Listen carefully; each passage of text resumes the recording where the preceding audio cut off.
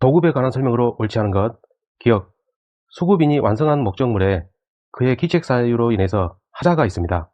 수급인도 목적물의 하자에 대해서 하자 담보 책임을 부담합니다.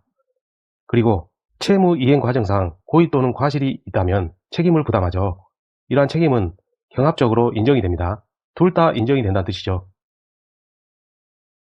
단순하게 기억하자면 하자 담보 책임과 채무 불이행 책임은 요건과 효과가 달라요. 그러므로 둘 다 인정이 되는 것이죠.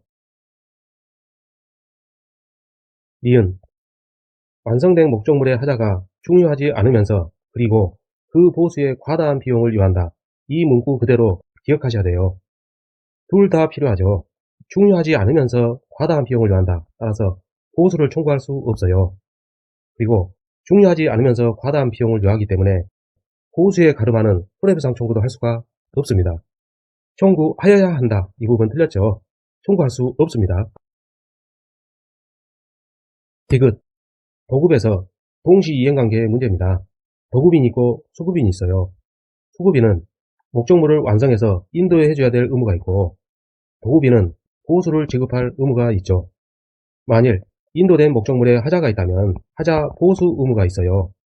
또는 하자 보수에 가름한 손해배상 의무가 있습니다. 수급인이 서로 연계되어서 부담하는 이러한 의무는 도급인이 수급인에 대해서 부담하는 보수 지급 의무와 동시이행관계에 있습니다. 당초에 도급계약이 쌍무계약이었죠. 관련하여 연계되어 발생하는 의무 간에도 동시이행관계에 있습니다. 하자 보수에 가름하여 손해배상을 청구하는 경우 수급인은 이 부분에 대해서 손해배상 의무가 있습니다. 그리고 도급인은 그만큼 보수를 지급해줘야 되죠. 두 가지 의무는 동시이행관계에 있습니다.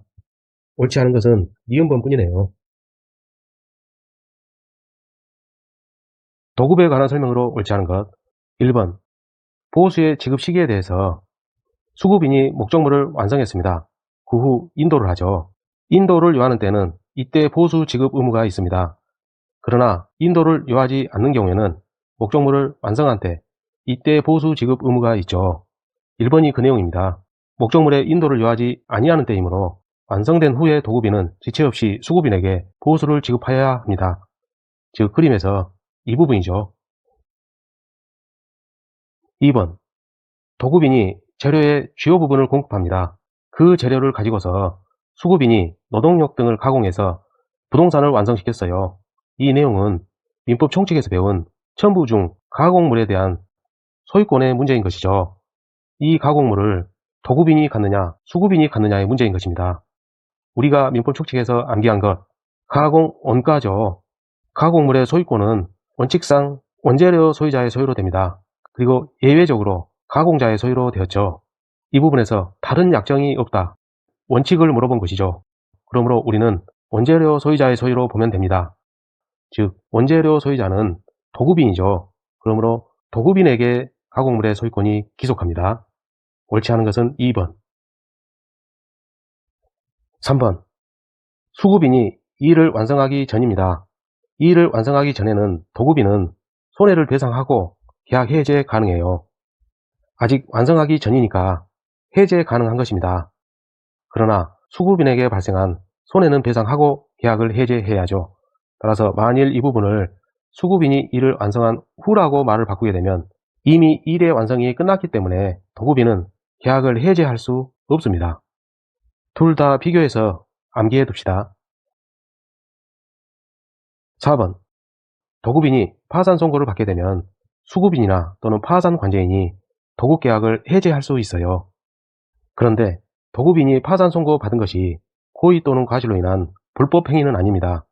그러므로 수급인은 도급인에 대해서 손해배상을 청구하지는 못합니다. 파산 선고를 받게 되면 파산재단이 구성되죠. 그 파산재단으로부터 수급인은 배당을 받을 수 있는 것이에요. 손해배상 청구는 하지 못합니다. 4번을 단순하게 기억하는 방법. 도급인이 파산하게 되면 도급인의 재산으로 빚잔치를 합니다. 수급인은 그 빚잔치를 통해서 돈을 받는 것이지 손해배상 청구를 하지는 못합니다. 5번 부동산 공사 수급인이 보수에 관한 채권을 담보하기 위해서 그 부동산을 목적으로 해서 저당권 설정 청구 가능합니다. 그 부동산이 도급인 소유로 된 경우에는 저당권 설정을 청구할 수 있어요. 그러한 저당권을 통해서 나중에 우선 변제 받을 수 있죠. 도급에 관한 설명으로 옳은 것 1번. 당사자가 수급인의 담보 책임을 면제하는 특약을 했어요. 수급인이 알았다면 고지했어야 될 사정을 알고서도 고지하지 아니한 경우 수급인은 신의칙 이배입니다. 그러므로 수급인은 알고 고지하지 아니한 부분에 대해서 책임을 부담해요. 책임을 면하지 못합니다. 2번. 도급인이 파산 선고를 받았습니다. 이때 수급인은 파산채권 신고에서 파산재단으로부터 배당을 받죠. 파산 선고 자체는 불법 행위가 아니기 때문에 수급인은 도급인에 대해서 손해배상을 청구하지는 못합니다. 수급인은 빚잔치를 통해서 돈을 받는 것이죠. 3번. 완성 전에 성취된 부분에서 하자가 있습니다. 이만큼이 완성이라면 완성 전에 성취된 부분, 이 부분에서 하자가 발생한 것이에요. 그만큼 완성이 지연되죠. 지연된 만큼 손해가 발생합니다. 이때 도급인은 그 손해에 대해서 배상 청구 가능합니다. 없다는 틀렸어요. 물론 성취된 부분의 하자, 이 부분에 대해서 보수 청구도 가능합니다. 4번. 완성된 목적물에 하자가 중요합니다. 그런데 하자 보수에 과다한 비용을 요해요. 그렇다고 할지라도 고쳐줘야죠. 하자가 중요한 경우에는 하자 보수에 과다한 비용을 요하는 경우라도 도급인은 수급인에게 고쳐달라고 청구할 수 있어요. 없고 이 부분 틀렸습니다. 또는 보수에 가름하는 손해배상 청구도 가능합니다. 고치기 어렵다면 거기에 가름한 손해배상을 청구할 수도 있죠. 5번. 원칙을 물어봤습니다. 수급인이 수급인 자신의 재료와 노력으로 건물을 건축했어요. 이때 건물의 소유권은 원칙상 수급인 소유죠. 수급인에게 원시적으로 소유권이 기속합니다. 도급에 관한 설명으로 옳지 않은 것 1번. 완성물에 하자가 중요하지 않고 동시에 보수에 과다한 비용을 요합니다. 이때는 하자로 인한 손해배상만을 청구 가능하죠.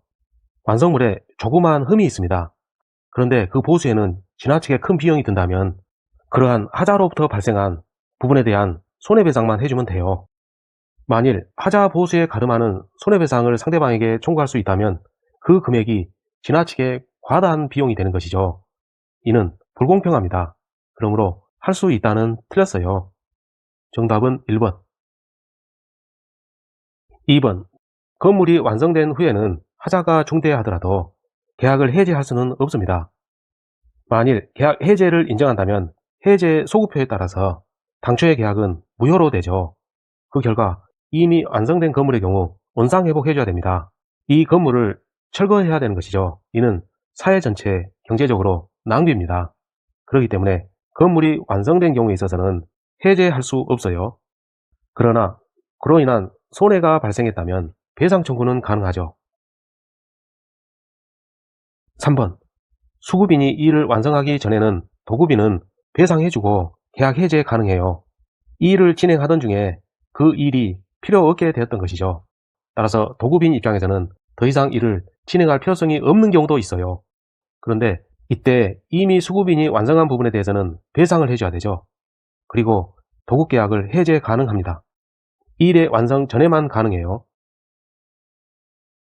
4번. 천재지변으로 목적물이 멸실되어서 일의 완성이 불가능하게 되었습니다.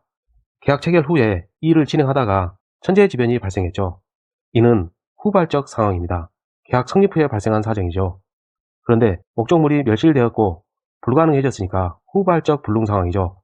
후발적 불능에서 우리는 앞에서 위험부담의 법리에 따릅니다. 위험부담의 법리에서 천재지변의 경우는 쌍방에게 책임이 없는 사유죠. 그러므로 채무자 위험부담주의 원칙이 적용되는 상황인 것이죠.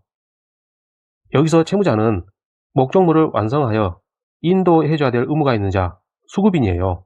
수급인이 위험을 부담합니다. 그러므로 수급인은 도급인에 대해서 청구할 수 없죠. 보수 지급을 청구할 수 없습니다. 5번. 도급인이 파산 선고를 받은 경우에는 파산 관제인이나 수급인은 도급계약을 해제할 수 있어요. 다만 그 해제로 인한 손해배상은 청구할 수 없죠. 수급인은 이 경우에 파산재단으로부터 배당을 받습니다. 손해배상을 청구하는 게 아니에요. 도급계약에서 완성물에 하자가 있는 경우 옳지 않은 것 1번, 하자가 중요한 경우에는 보수에 과다한 비용이 들더라도 실제로 보수에 필요한 비용이 손해배상에 포함됩니다. 그러나 만일 이 부분을 하자가 중요하지 않고 그리고 보수에 과다한 비용이 든다, 이 경우에는 하자 보수를 청구할 수 없고 하자 보수에 가름한 손해배상 청구도 하지 못하죠. 그러나 하자가 중요하다면 보수에 과다한 비용이 들더라도 실제로 보수에 필요한 비용이 손해배상에 포함됩니다. 2번, 완성된 건물에 하자가 있었는데 도급인의 지시에 기인한 것이었습니다. 그렇다 할지라도 수급인은 전문가이기 때문에 도급인의 지시에 부적당함을 알았다면 전문가로서 이를 도급인에게 알려줬어야 했는데 이를 알면서도 고지하지 않았다면 책임을 집니다. 3번, 하자가 중요하지 아니합니다. 그리고 보수에 과다한 비용을 요할 때는 하자 보수를 청구할 수 없죠. 이때는 하자로 인한 손해배상을 청구할 수는 있습니다. 4번, 하자가 중요하지 아니하면서 보수에 과다한 비용을 요하기 때문에 하자 보수에 가름하는 손해배상을 청구할 수는 없습니다. 만일 이를 인정하게 되면 지나치게 불공평해요. 그러므로 이 경우 배상 청구 내용은 하자로 인해서 발생한 손해배상의 청구죠. 보수에 가름하는 이 부분 때문에 틀린 거예요. 5번, 도급계약은 쌍무계약입니다. 목적물을 완성하여 인도해 줄 의무와 보수를 지급할 의무는 동시이행관계에 있어요. 관련하여 하자 보수 청구권과 수급인의 공사 대금 채권은 동시이행관계에 있습니다. 하자 보수 의무와 공사 대금 지급 의무, 이 두 관계에서도 동시이행관계를 인정할 수 있죠. 안타는 틀렸습니다. 정답은 5번.